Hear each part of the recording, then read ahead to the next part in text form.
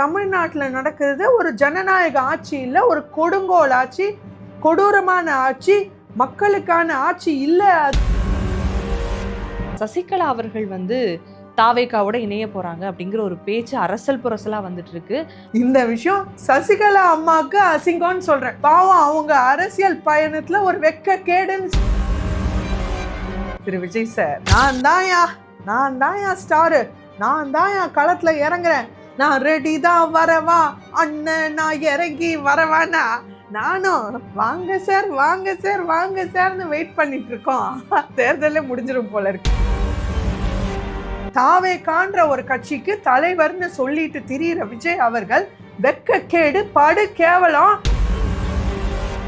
உனக்கும் பெப்ப, உன் அப்பனுக்கும் பெப்ப, உன் தமிழ்நாட்டு மக்களுக்கும் பெப்பன்னு திரும்பி பார்க்காம போயிட்டு இருக்க விஜய் அவர்களே,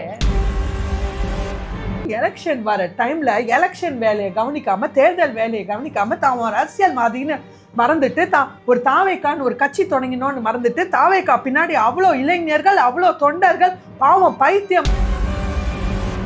இப்படிப்பட்ட ஒரு படு கேவலமான தலைவர், படு கேவலமான அரசியல்வாதி தமிழ்நாடு சரித்திரத்திலேயே பார்த்தது.